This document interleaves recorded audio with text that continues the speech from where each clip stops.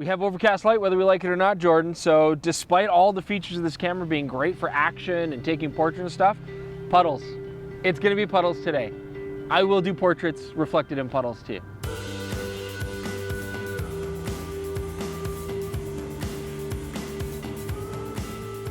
Welcome back, DPReview TV viewers. Chris Nichols here, and today we're looking at the pocket-sized RX100 VII now. We're up to 7. I really don't want to do a full spec rundown. In fact, check out Kerry Rose's video on DPReview.com. He did a charming, absolutely fantastic intro to this camera.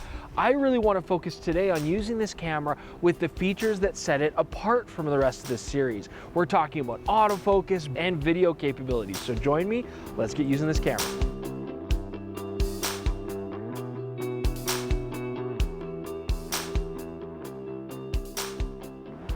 No, that's not the one.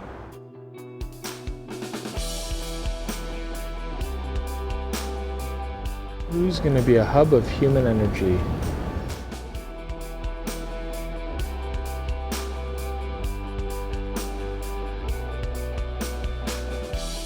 I am wishing this had a built-in ND.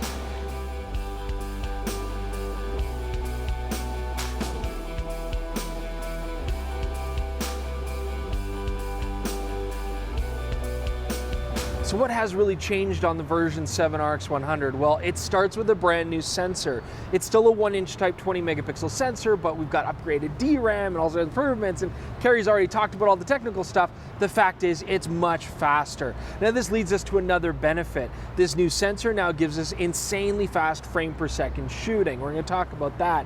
It also means that we don't get any blackout time while we're actually shooting at 20 frames per second. That's a really nice advantage as well. Now that leads us to some autofocus improvements too on this camera.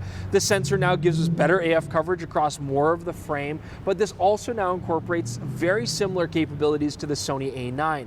We get real-time tracking, we get face and eye detect focus, we also get the animal eye detect focus, and this should all make this an ultimate camera for family shooting, travel, pets, that kind of stuff, maybe even some light sport action and wildlife. Now the RX100 VI, that shot 24 frames per second in electronic shutter at its fastest burst mode, and that was very impressive. However, you're always seeing the very last frame you took, so you always felt like you were a step behind. The version 7 now shoots 20 frames per second, but 0 blackout, and you see things real time. It's way better to track moving subjects in action. I think it's definitely a worthwhile trade-off. Now again, remember this is all based only when you're using the electronic shutter. You can't shoot forever, but I'm getting 80 shots with RAW plus JPEG. I mean, before it slows down, that's pretty impressive. And I really feel like I'm gonna use the 20 frame per second burst mode primarily when I'm shooting. But it can go faster than that. Because of this new sensor and the faster readout, you can then use this electronic shutter at even higher frames per second. You can push up to a maximum of 90 frames per second for 7 pictures. Now you have to appreciate that is a very tiny window. And if I was using it for action and sports, honestly, I feel like it's quite difficult unless you're very good at anticipating that moment. Now you can slow it down and extend your window 60 frames per second or 30 frames per second, but personally, I think just going to 20 frames per second with no blackout time with a much longer window of shooting is far more useful. I have a complaint. I don't like the shutter on this. It's way too sensitive for me. I like having a more positive half press, so it'll take some practice to get used to it. And with this, I find it's just firing frames way before I actually want to. So that's driving me crazy. Now the lens on the RX100 Mark VII, a 24 to 200, 2.8 to 4.5, has been borrowed as well from its predecessor. And I've already read a lot of people saying, oh, I wish we could get that 24 to 70 with the faster aperture back. That would really make it shine.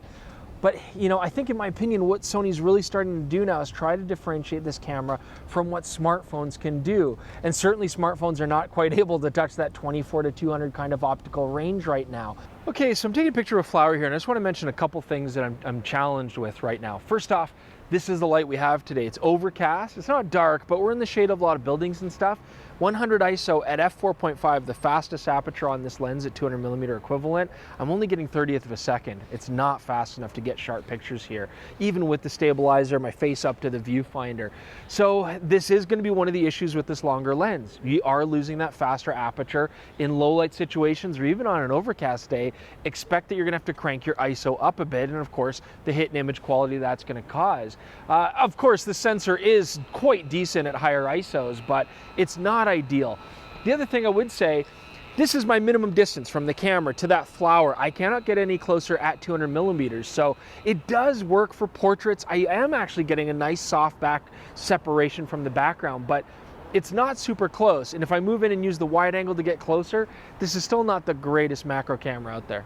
Look at this, Jordan. It's 2019 and world's state-of-the-art face detect focusing cannot pick up a humongous giant wire face. This camera's the worst camera ever.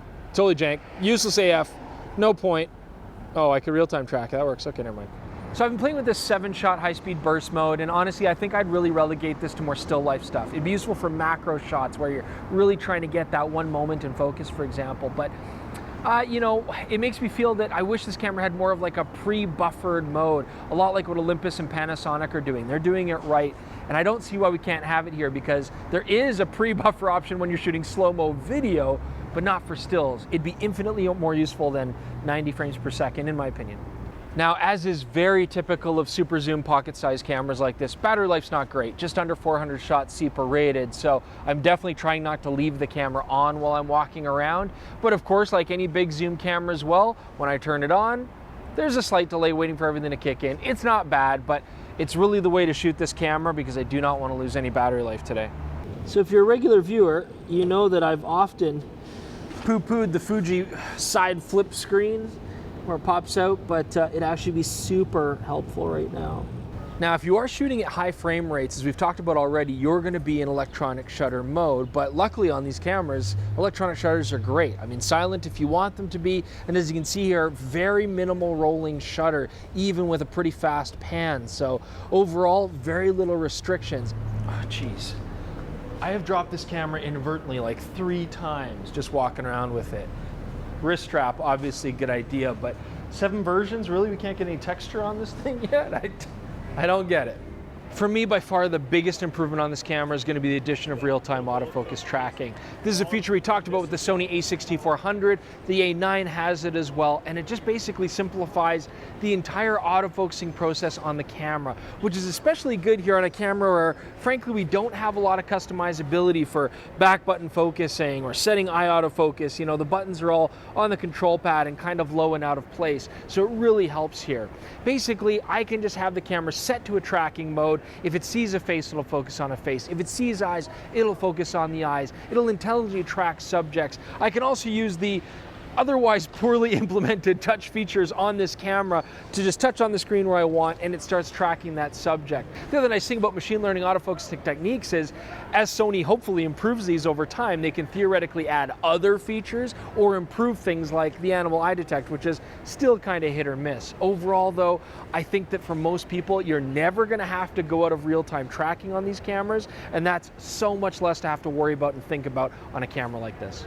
Now, as far as displays go, this is all essentially the exact same as the 6. You know, we've got our vlog style screen, which is great, gives us nice separation for waist level shooting, but it doesn't go side to side for articulation. And again, we have that automatic finder, no need to pull it out. And of course, I can set it to turn on or off the camera as I see fit. Nice and easy to click it closed. Now, unfortunately, Sony has still carried over the exact same weak touchscreen interface. In playback, I can't pinch to zoom or anything. I can just double tap to zoom. There's no scrolling through photos. I can't use the touchscreen in the menu interface at all. The only thing that really is the silver lining to that is for real-time tracking. It is handy to be able to touch on the screen and get that locked in, but that's about all you're going to use that touchscreen interface for. Jordan here to talk about video, and Sony's made a really big deal about the RX100 VII as a vlogging camera, and I've always loved the RX100 line for their video quality, and they use a lot of these sensors in some of their prosumer video cameras. Very crisp image coming out of them, and very minimal rolling shutter as well, which I really love. But they've got some serious improvements on this, and the biggest one is we now have tracking with eye detect in video. So right now I'm using their touch tracking, tapped on my face and it's doing a nice job. Only issue, it does not want to track you when you get really close to it. You might see it kind of fall off or hesitate there, but from a fully outstretched arm, it's doing a really nice job. Now, the other upgrade that we've seen is we now have their active stabilization when you're in video mode. So right now I'm just using standard optical with the lens. Okay, and now we've switched over to the active mode. And I really like this. There's a minor crop when we switch over to this, very small, but what I like is it's using the whole vertical area of the sensor to minimize vertical bounce, which is usually what you're fighting with when you're walking and holding a camera like I am right now. Now, the other thing we've been begging Sony for a very long time is a mic jack, and they've delivered with this. Now, unfortunately, there's no shoe on the camera, so I'm just using a wired lav going straight in. Works really nicely. You will need to get a separate bracket if you want to use something like a shotgun mic or have the receiver for a wireless mic, but I'm still thrilled to see this inclusion on it. It's just funny that we saw it the exact same time that Canon brought out the G7X Mark III. Now, the other thing I love about this camera is the slow motion recording on it. We can shoot at 240, 480, and 960 frames per second. I'm not a big fan of the 480 and 960, quality is pretty bad on it, but at 240 frames per second, the quality is brilliant on it. Unfortunately, though, you have very short record times, and the same system we've seen since the RX100 IV, a very clunky setup where you have to set up all your camera settings and then go into standby mode and hit record. A little clunky. I'd love to see that addressed at this point. We're getting by on a day like today without having any ND filters, but in a bright day, you're really going to need them if you want nice, smooth movement. And unfortunately, none of the RX100 cameras since the Mark V have had them. So you can get some third-party options to mount them onto the lens, but it is still a little bit clunky, which seems to be kind of a theme in this. Now, one other thing I'm getting asked about all the time is the overheating on these cameras. Now, going back to the RX100 IV, they've had a 5-minute record limit when you're shooting 4K, and that's still there in the standard mode. However, you have the option to turn it on to a auto power off high, where the camera will get hot. It's not super comfortable to hold by hand. You'll want to grab some sort of grip like I'm using now, or put the camera on a tripod. Then you will get longer record times. I've gotten 25 minutes without any issues, but certainly it's not something where you're going to want to hand hold the camera, and it doesn't inspire confidence when you're holding a super hot, super expensive piece of tech. One other thing I do really like is the inclusion of all of Sony's standard picture profiles on this. You have their regular picture profiles for a 709 profile. We've got S-Log2, which I like to use in high contrast scenes, S-Log3, which I'm not a fan of with these 8-bit cameras, and also the HLG recording, which is my favorite option when you've got a very large dynamic range. Just make sure you know how to work with that in post. But it's a very full-featured camera. The only real limitations to it come down to the size of the camera, but these are a lot of welcome, much needed improvements. This is one of the best B cameras ever made. So now there seems to be a lot of debate on the merits of 1-inch type cameras over smartphones and if they're even necessary. So I'm going to just kick out a whole bunch of really fast points because I think both camps actually have some very, very good advantages and some very good points. Smartphones, the ergonomics still suck to use in a lot of cases as far as holding the cameras, no tilt screens, no viewfinders. However, the argument that the image quality is very comparable, I would largely agree with that. Between wide and normal optical ranges and good light, you're not going to see much difference. And with computational photography, like you get on the Pixel 3 with its night sight mode, and what a lot of other cameras are going to start doing as well, I actually think you get better image quality in low light than the RX100 VII, even though Sony has some very decent JPEG noise reduction software. But the Sony RX100 VII hits right back. First off, that 24-200 equivalent lens, you cannot reach that with a smartphone without digital zooming, and you still lose a lot of quality there. So I think that's a big reason why Sony is leaving that longer range in these cameras. On top of that, having the viewfinder inspires confidence and works great in bright sunlight. And for me, that real-time autofocus tracking gives you a huge success rate in capturing your memories. And it's as easy to use as a smartphone now. That's a big part of it. It's simple. Good points on both. I think you got to consider that one negative with the 1-inch type cameras now, they're getting crazy expensive. So yeah, the Sony RX100 VII is a very expensive camera. You do get a lot for your money there, but Jordan and I are going to do a shootout between the Canon PowerShot G5X2 and the G7X3. But just to give you a quick little teaser there, although more affordable and in my personal opinion, having more desirable lenses, you're still having to choose. Do I want a mic jack or do I want an EVF? I can't get both, and that's unfortunate. With the RX100 VII, we get everything. We get a viewfinder, we get a mic jack, we get a big optical zoom range, great image quality, and most importantly, the best autofocus on the market, bar none, in this class of camera. But you do pay a lot of money for it, and I think that's going to be a trend that we're just going to see going up and up, higher and higher as we go further and further into this market. I hope you guys found this review useful on the RX100 Mark VII. There is a lot here to look at if you can afford that price of admission.